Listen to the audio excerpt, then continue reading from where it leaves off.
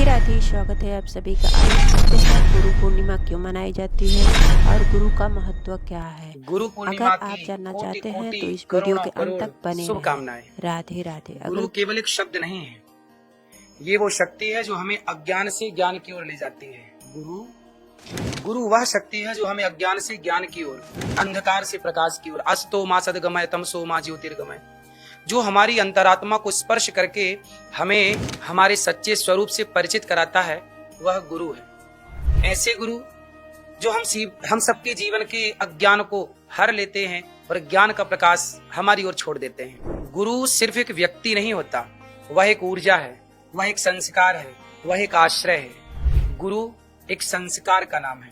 यदि गुरु ना हो तो संस्कार की बात कौन करे? आपके बच्चों को संस्कार कौन दे? मातृ देवो भव पितृ देवो भव, माता भगवान है, पिता भगवान है, ये संस्कार कौन देता है?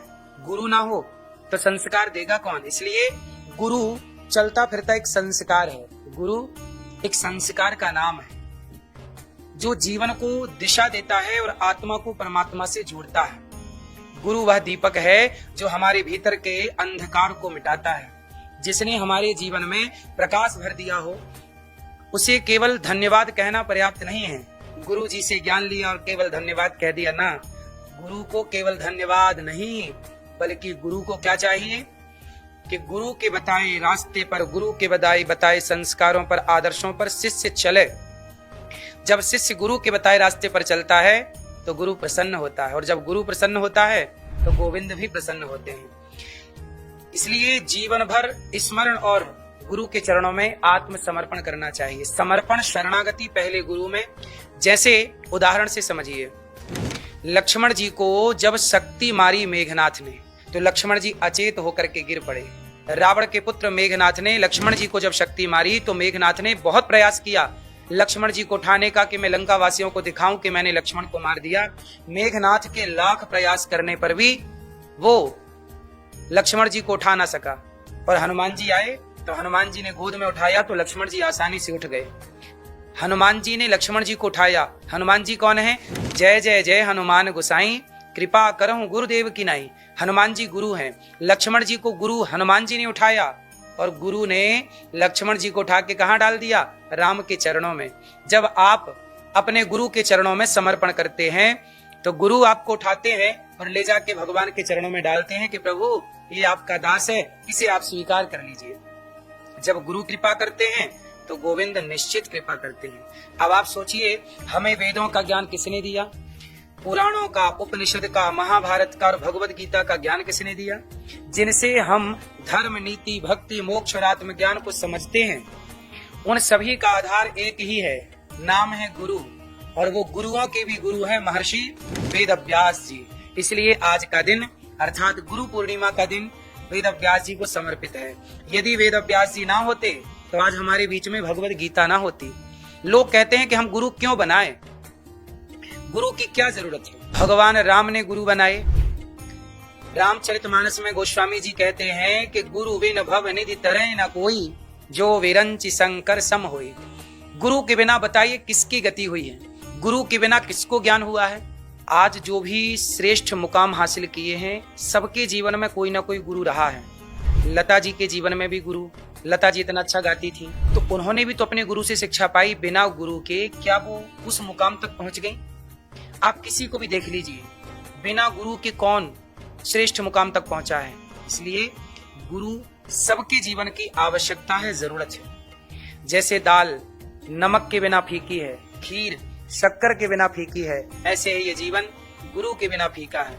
आप जरूर अच्छे गुरु की शरण में जाइए।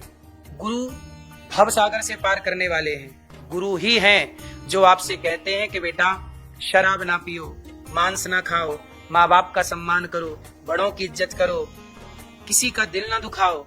ये दुनिया में कौन आपको ये ज्ञान दे रहा है आजकल?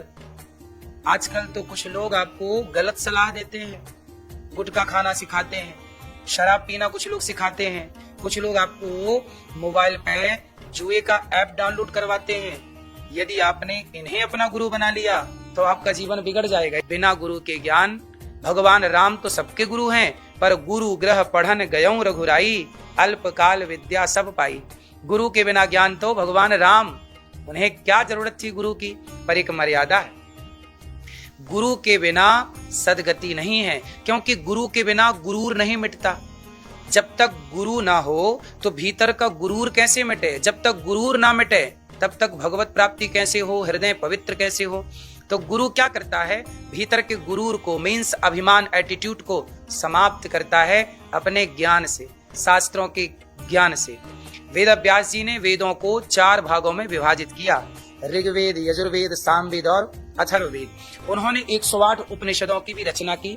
18 महापुराणों में हमारी संस्कृति, इतिहास, ब्रह्म ज्ञान और भविष्य के तमाम संकेत समाहित हैं पुराणों में। अनेक अनेक ऋषियों ने अनेक अनेक चीजों की रचनाएं की। उन्होंने महाभारत जैसे ग्रंथों की रचना की, जिसके भीतर भगवत गीता का अमृत भरा हुआ है। व्यास जी केवल लेखक नहीं थे, वो ब्रह्म ज्ञान के सेतु थे। उन्होंने उनके शब्दों में वह दिव्यता थी, वो शब्दों में वह दिव्यता भर देते थे जो आत्मा को परमात्मा तक ले जाती थी। इसलिए तो उन्हें आदि गुरु कहा गया है, और तभी से उनके सम्मान में यह दिन समर्पित है, जिसे हम सब गुरु पूर्णिमा के नाम से जानते हैं। गुरु पूर्णिमा के रूप में इस दिवस को मनाया जाता है। कुछ लोग इसे व्यास पूर्णिमा भी कहते हैं। यह केवल उत्सव नहीं है, यह कृतज्ञता का पर्व है। यह वह दिन है जब शिष्य अपनी मौन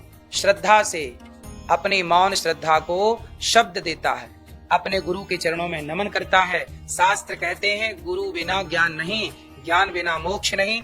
यह संसार का हर प्राणी, हर आत्मा जब भ्रमित होती है, जब व्यक्ति भ्रमित होता है, आत्मा जब इंसान भ्रमित हो जाता है तो कहाँ जाता है?